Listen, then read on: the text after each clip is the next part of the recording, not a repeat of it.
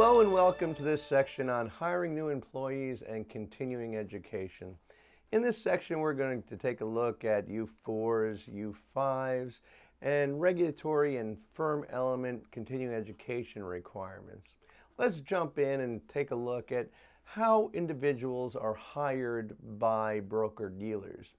When an individual is hired by a broker-dealer, they must fill out and submit the industry standard application, which is known as Form U4.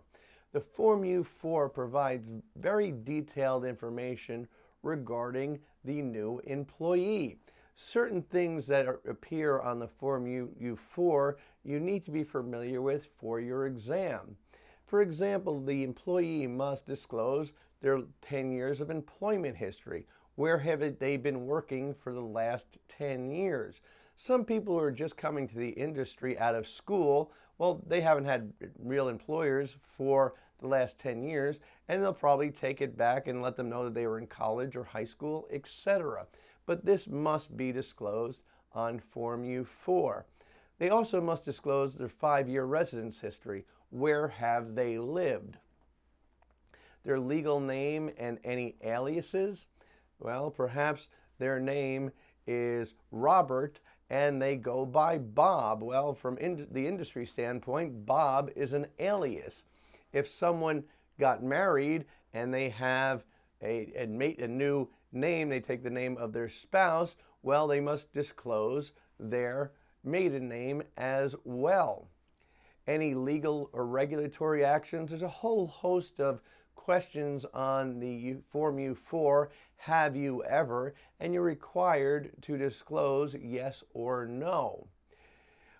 When you are looking at Form U4, they want you to understand what is disclosed regarding the employee's finances. You do not talk about the employee's net worth or their income.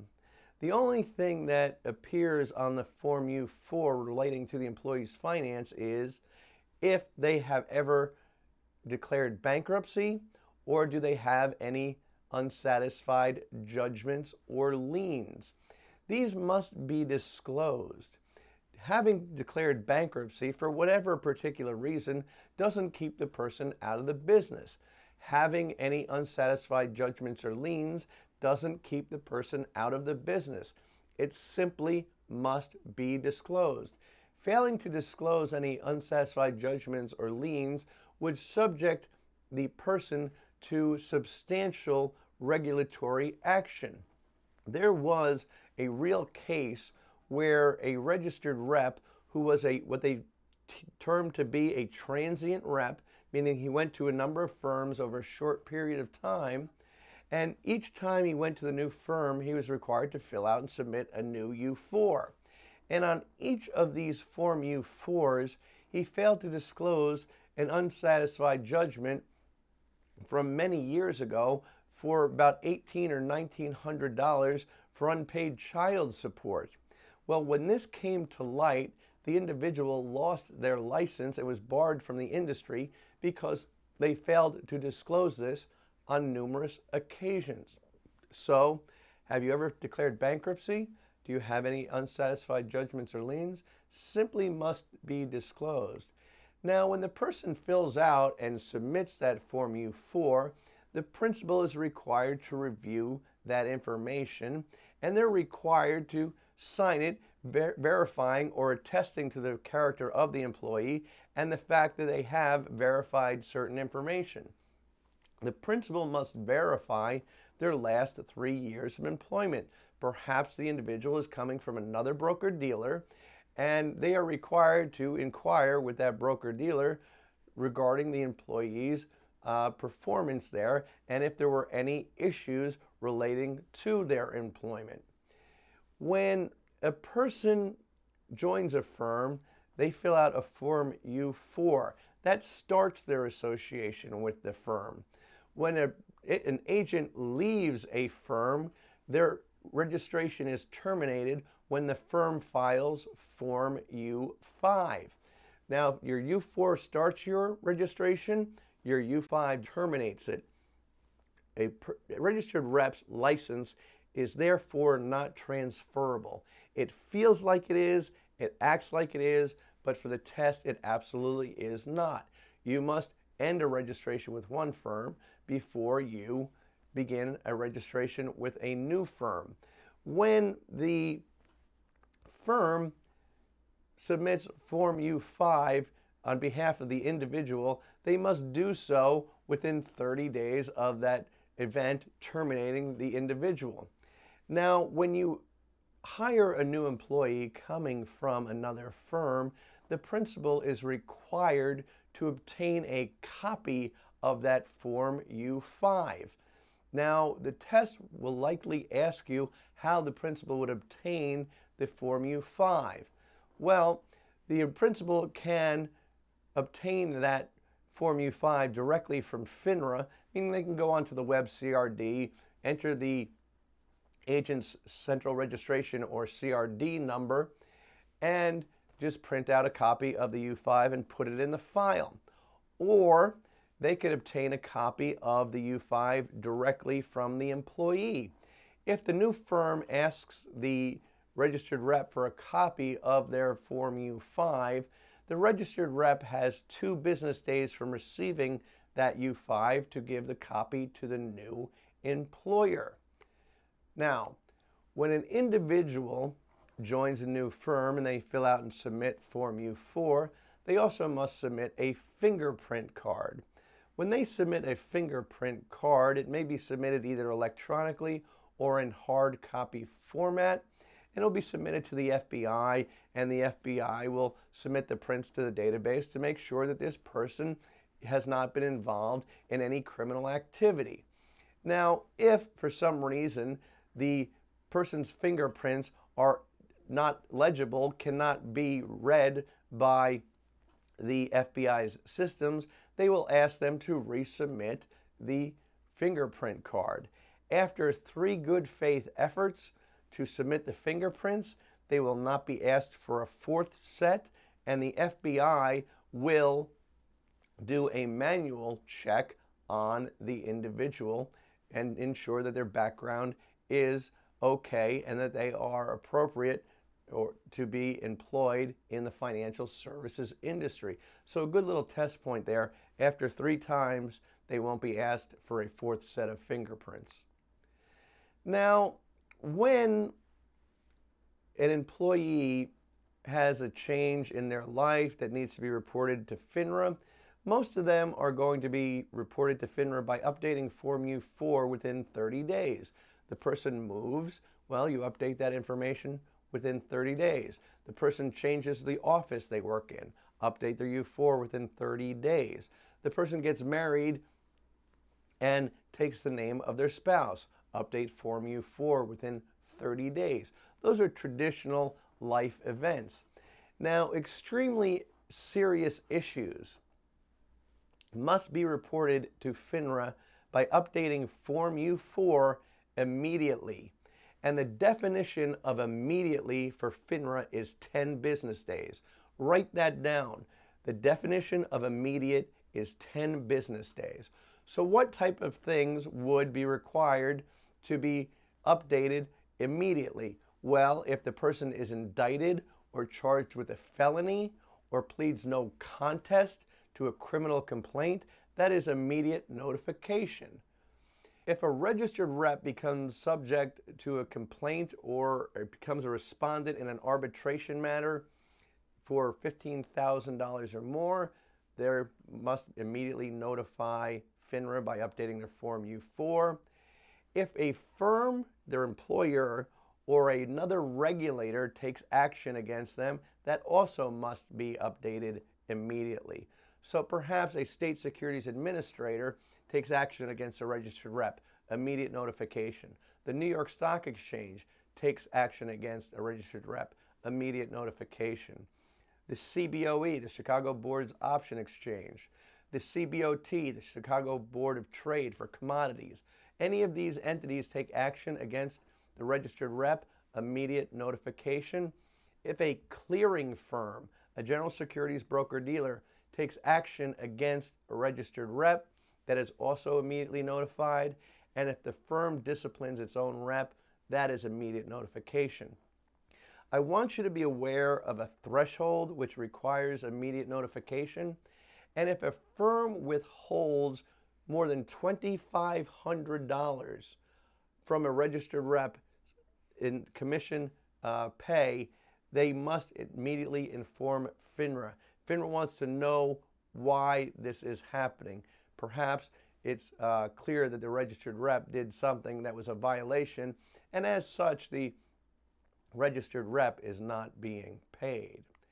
Now, once the employees are on board, they filled out the U4 and everything's going along smoothly, broker-dealers are required to perform independent background checks on their employees every 5 years to ensure that no events that would be required to be reported have gone unreported by the employee. So this is a way to verify that the registered rep's U4 is accurate and up to date. You can see why registered reps may tend to not want to disclose certain items. Perhaps they are embarrassed.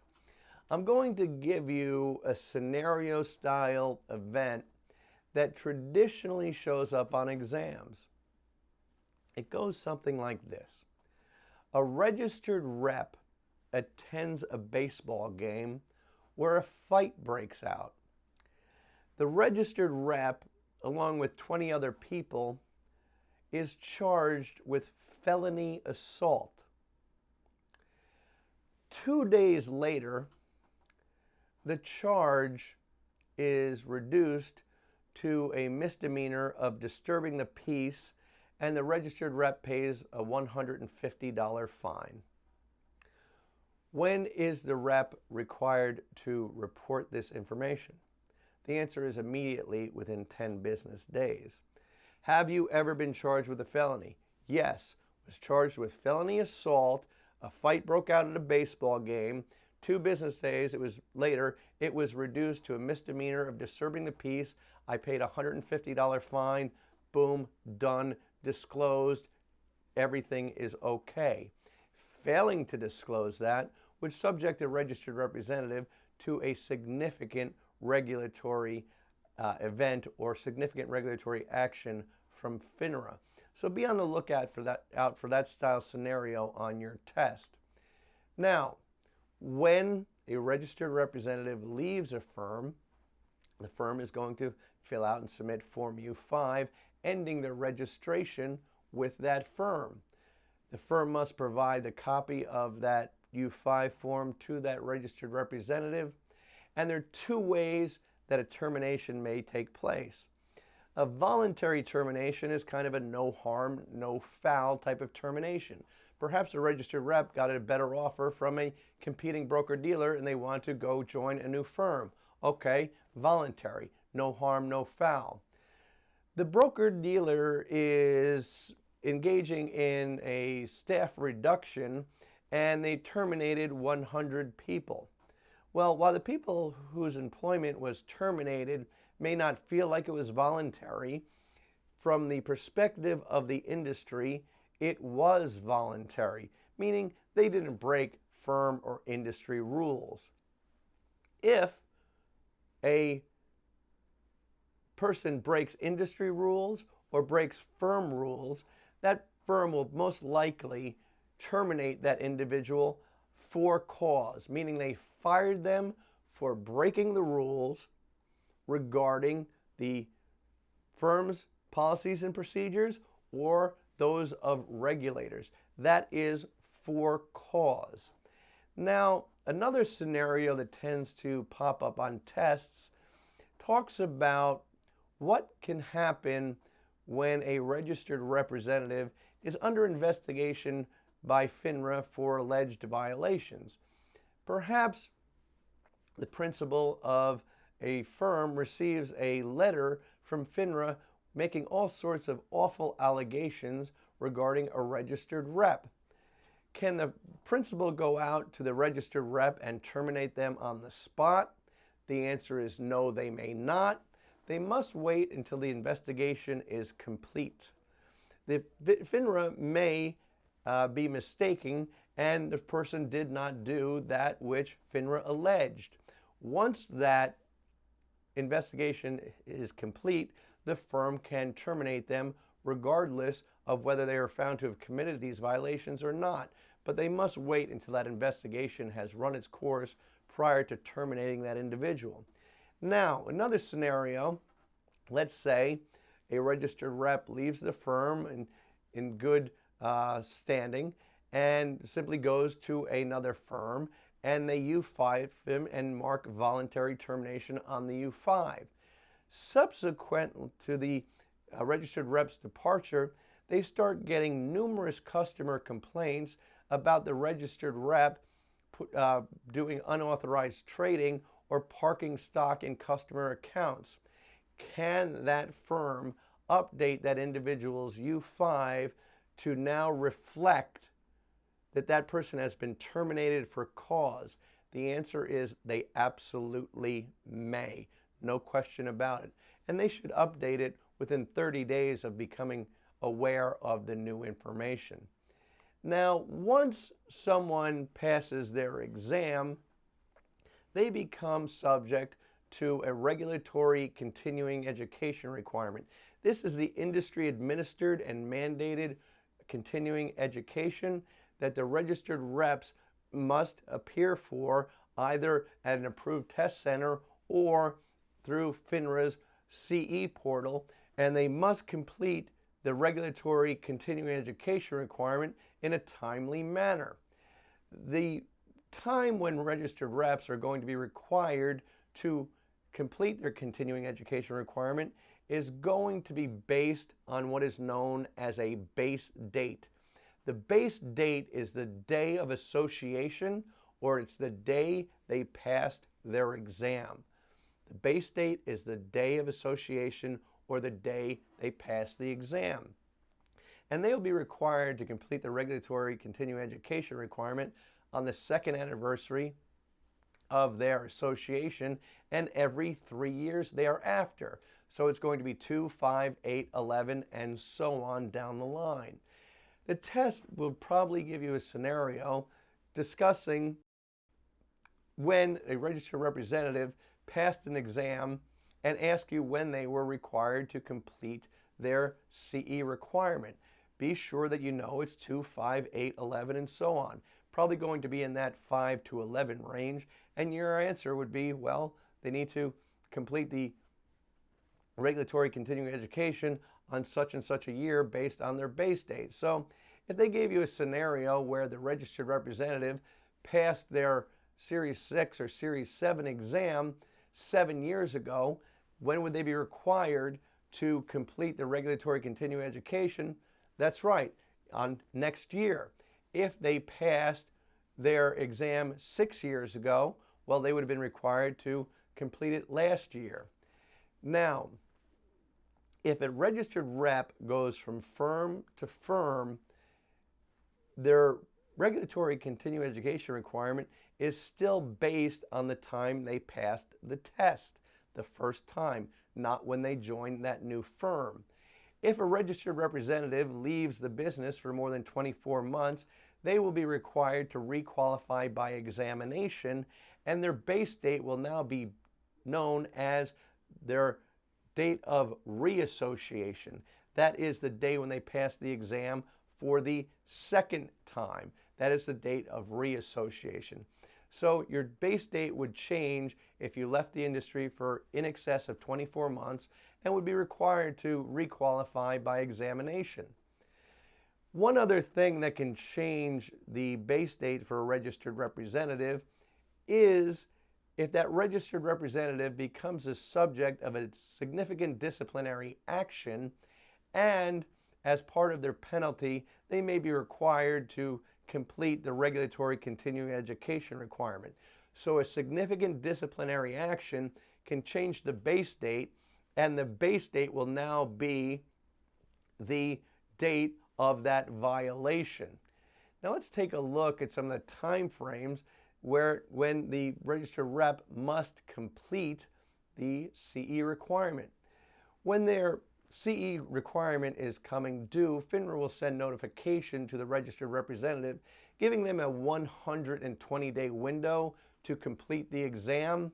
Should the registered rep not complete the regulatory CE within this 120-day window, their registration will go into suspense status.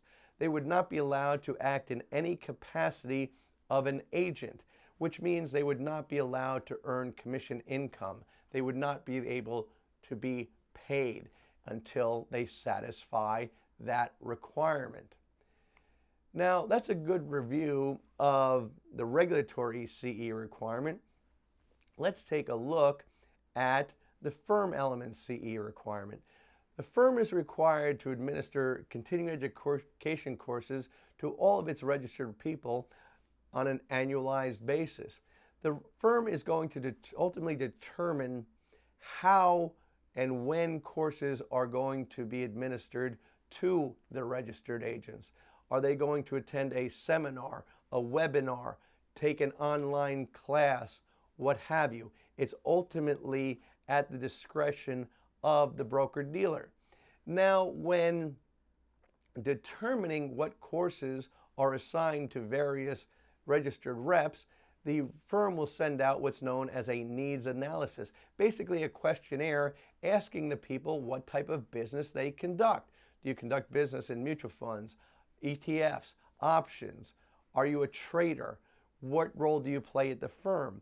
And based on the responses to these questionnaires, the needs analysis, they will form a continuing education plan and they will assign the courses to the registered reps. Now, FINRA doesn't mandate how many courses are assigned to the reps, nor do they mandate how the courses are assigned. They just must be able to track the completion and compliance with the individual's participation. It could be sign an attendance sheet, take a test, and they make a copy of the results or the attendance sheet, and they put it in the employee's file. The firm's continuing education plan is not filed with FINRA unless FINRA requests it. If FINRA wants to see it, the firm certainly must provide it to them. Special circumstances arise when we're talking about a person joining the military. If a registered rep is sitting at their desk at Charles Schwab and they are in the Army Reserves and they get notice that their unit has been called up to active duty, the second their unit is called up to active duty, the registered rep's registration is told. It goes into special suspense status during the term of active military deployment or active military duty. During this time, the person may still continue to receive commissions on their book of business, but they may not have customer contact. If this person is serving our country in a war zone, they can't call their customers from a foxhole and start talking to them about investments. So no contact with customers, but they may receive commissions on their book of business.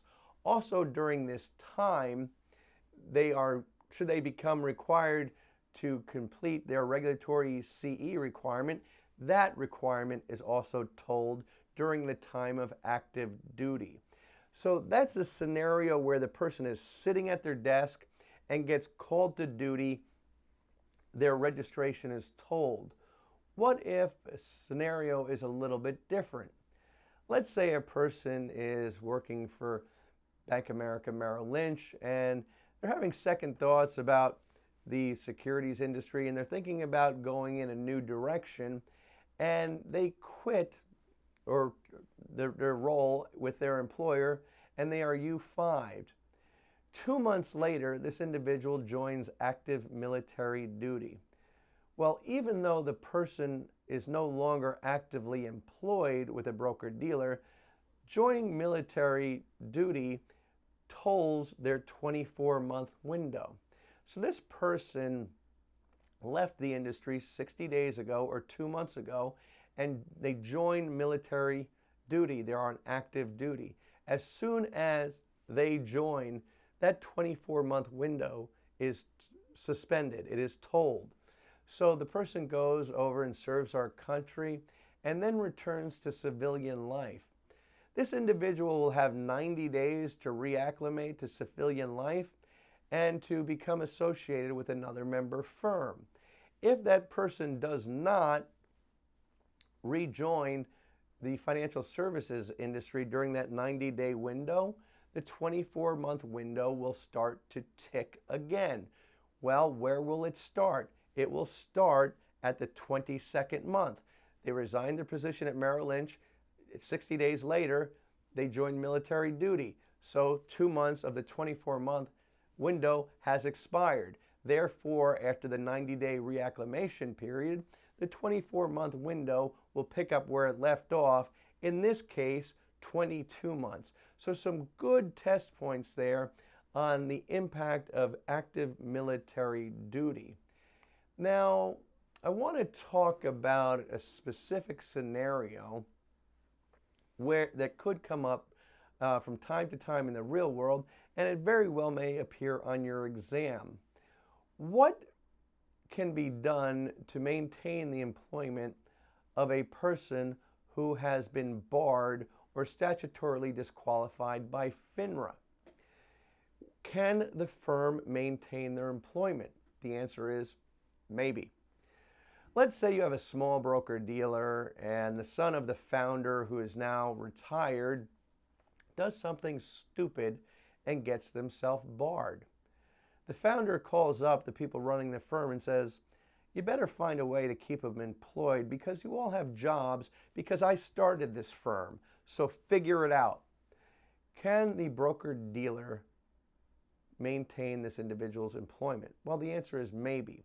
What they're going to have to do here is request a special exemption from FINRA, from the Registration and Disciplinary Committee, asking to maintain the employment of this person who has lost their license and has been barred from acting as an agent. Well, FINRA could give the approval to allow the firm to maintain their employment in a non-agent capacity, meaning he may not perform any duty that would require him to be registered as an agent. This person will clearly be subject to heightened supervisory requirements, and the firm is going to have to pay fees in order to maintain this individual's employment. Now, even if FINRA approves the ability of the firm to maintain this person's employment, the SEC can override FINRA's decision. So the SEC has ultimate say whether or not the firm can maintain the employment of someone who has been barred. So some great information there on the U4s, U5s, continuing education requirements, the impact of military duty, all very, very testable on your exams. We invite you to take some test questions in our test bank, and we'll see you in the next section.